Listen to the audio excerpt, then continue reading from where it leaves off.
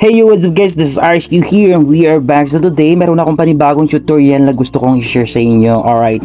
So for this video guys, gagawa tayo ng sariling intro. And just for free, kung wala pa kayong maiisip na sariling intro, pwede nyo itong gawing option. Alright.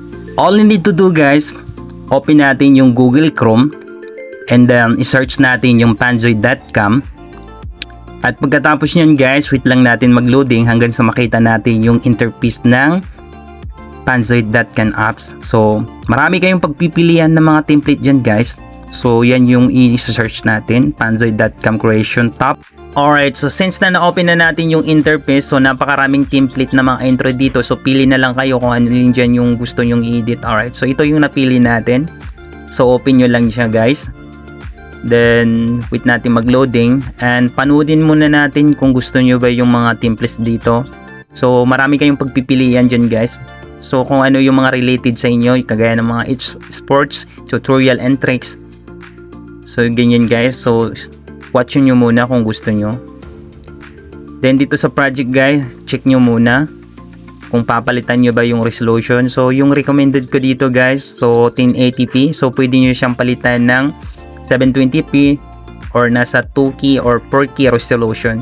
At dito naman sa IPS niya or sa frame niya guys, pwede nyo siyang palitan ng 30 or 60 frame. So dyan guys, sa object naman, so pwede nyo siyang i-rename kung katulad nung napanood natin. So name, so pwede nyo siyang ilagyan ng mga pangalan na gusto nyo ilagay.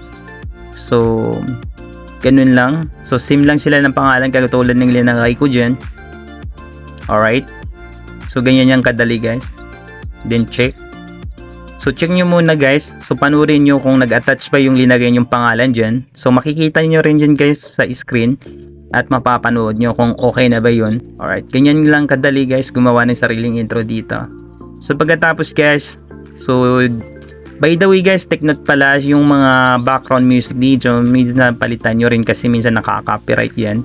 So hindi ko advisable na gamitin nyo siya agad. So mas mainam kung may maganda kayong music, doon nyo siya papalitan ng walang mga copyright. So dyan guys, mas recommended ko yung good quality. And yung pipili natin is yung wave. Then start to video, download na siya guys. So wait lang natin dahil may countdown yan. So wait lang natin hanggang sa may download na natin yung clip or yung intro na gusto natin. So yan yung remaining times niya before siya ma-download guys.